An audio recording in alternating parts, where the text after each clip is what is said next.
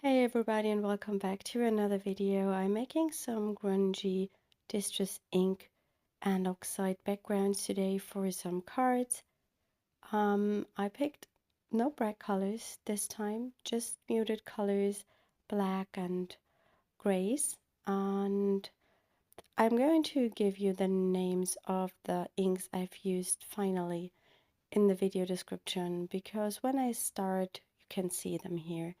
When I started that, I had more ink pads on my desk than I used, so I will give you the names of the ones that I finally used in the description. I've already cut my cards to a size of A6 and I'm using the Canson Mix Media cardstock. It's not the best cardstock for Distress inks, but it's not bad. But I like it because it's not as thick as watercolor paper and also not as textured, and it's easier to stamp on it and also to use a stencil for extra texture. So I prefer this one.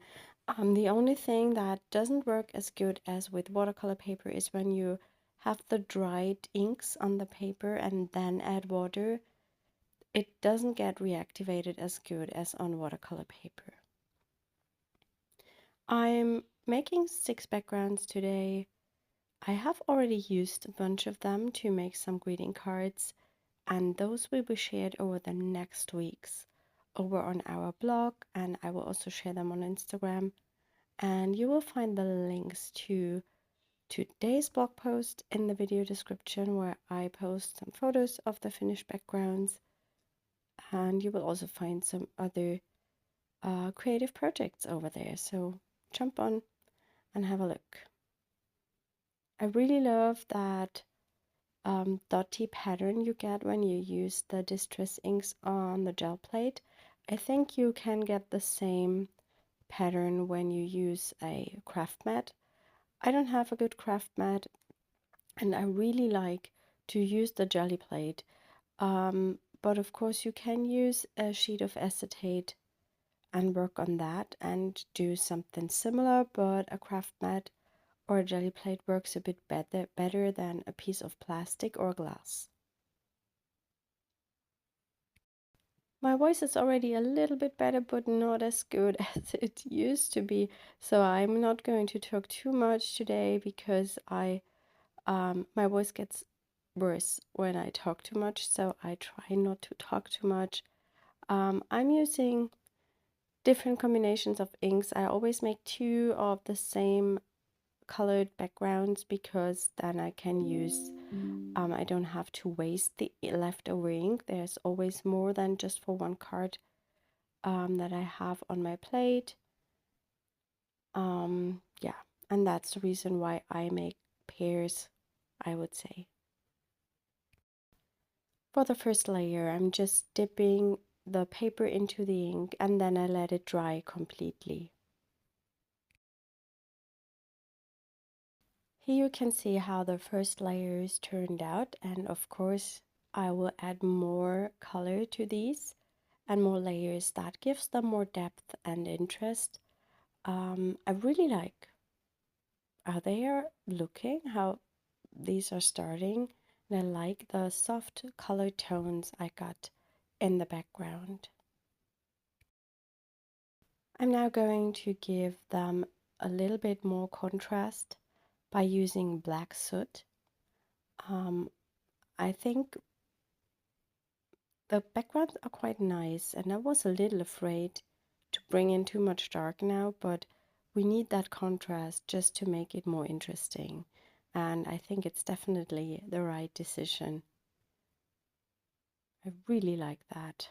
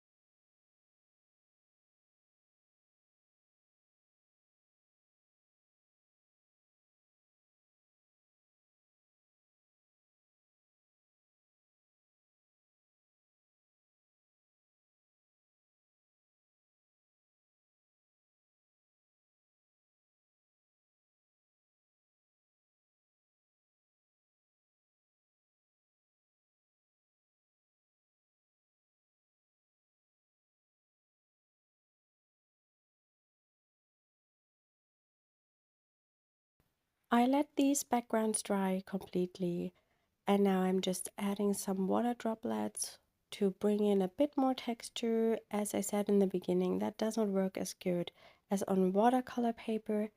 I tried it with a stencil and spritzing water through it, but the ghost image was almost invisible, so I just stopped doing that and decided to bring in some water droplets, and that's it. I'm now going to add some stamping to the backgrounds, just some random background stamps, nothing that's very intense, I would say, because I want to use these as backgrounds and then place a focal image on top, and I don't want to have something on the background that's too heavy. I'm using the oxides for stamping, and I'm using stamps from our Mix It Up sets. I think this one is from the Mix It Up 7, and I think I also use stamps from Mix It Up 4. We're going to have a spring sale on the 20th for 1 week in our shop, because it's the start of spring and that needs to be celebrated, I think. So don't miss that. I will give you more information in the description, and if you follow me online and our shop page, you will get notified once the sale is starting.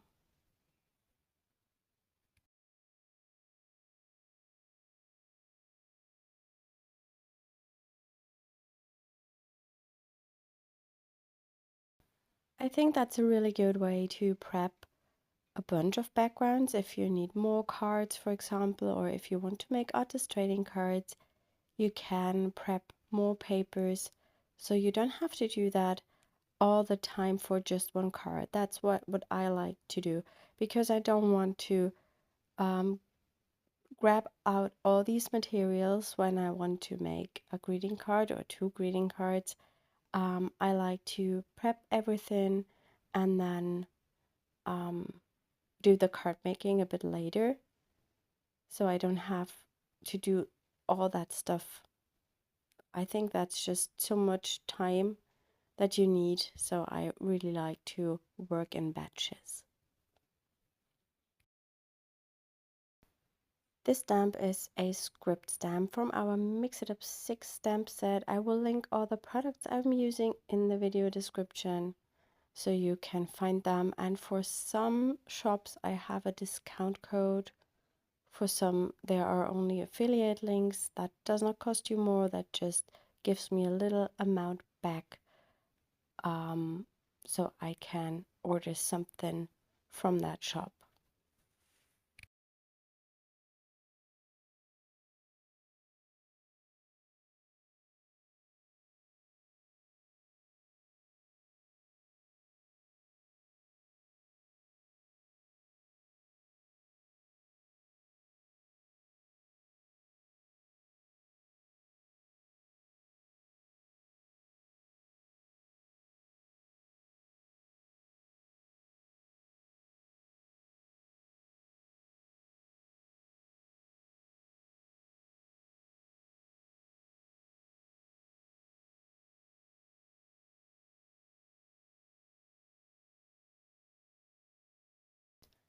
Today I'm using quite grungy textures to create those backgrounds, but of course if you're using brighter colors, you can use other images to stamp those on the background. I did this for Valentine's Day, for Valentine's card, and then I stamped some hearts to the background. For Christmas cards, you can stamp some stars, for example. I think that's really nice if you are going with the theme and create a background that matches your card theme a little bit. Well, today it's just more, I wanted to make some not so bright and colorful cards. Sometimes you need one for a man and you don't want to have too many pinks, but sometimes I really like this muted and grayish backgrounds to make the card pop by adding a colorful topping to it, so that's also a good option. To bring in even more texture, I'm using our mini texture stencils. I'm using the little crosses this time. I inked it up with an oxide ink, I think it's the black soot, and spritzed it with water and then stamped it to the cards. I used this technique in the past a lot of times and I really like it. And I'm using also a brush and pick up some of the ink to move it around on the background, just to blend that texture in a bit more. When I do this as my last step, I really like using the oxide versions of the inks because they are a bit more opaque and will sit on top of everything else.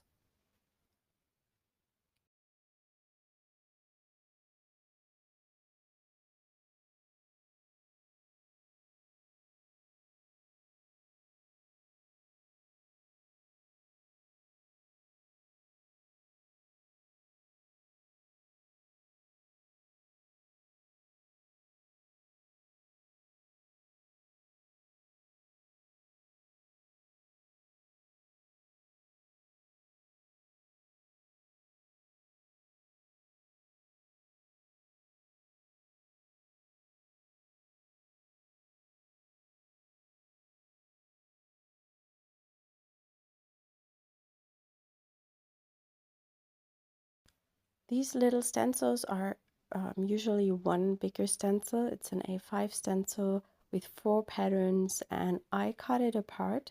Of course, you don't have to cut that apart, but you can. I prefer when they are smaller.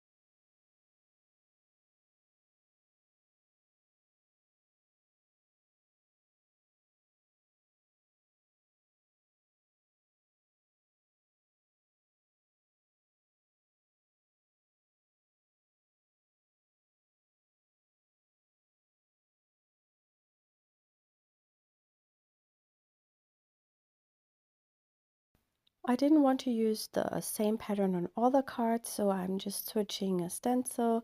And this is one of our mini marks. It's the same type of stencil. It's one A5 stencil with 3 images and I cut it apart.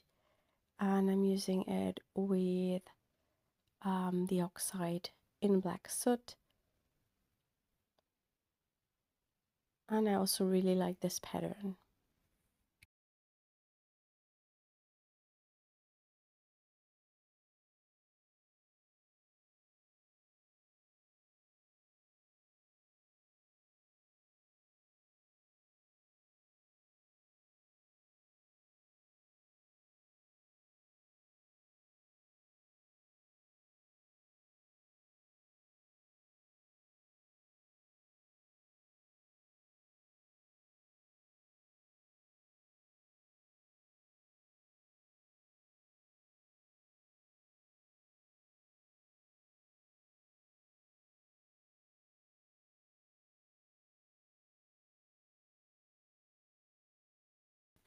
This time I decided, because that background was already quite dark, to use a lighter color of an oxide ink, and I think it's Bundle Sage. I can't read it because my screen is quite small when I'm doing the voiceover. And I'm using again the oxide because that will sit over the top of a darker color. Not 100% opaque, but it will be opaque. Once it's dry, it pops up even more compared to when it's wet.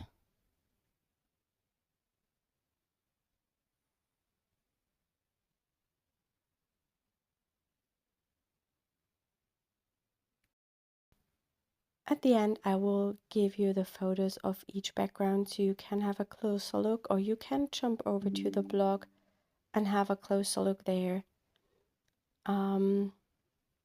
Yeah, as long as the oxides are not 100% dry, it looks a bit different, I would say, compared to when they are completely dry. Yes, and here are the photos of the finished backgrounds. I hope you enjoyed today's video. Follow me on Instagram to see what I'm doing with these backgrounds, or follow our blog to see what I'm doing with these backgrounds, because I'm going to post a card with one of the backgrounds tomorrow, and there will be more in the next weeks. Thank you so much for stopping by today, and I wish you a wonderful rest of the week. Bye.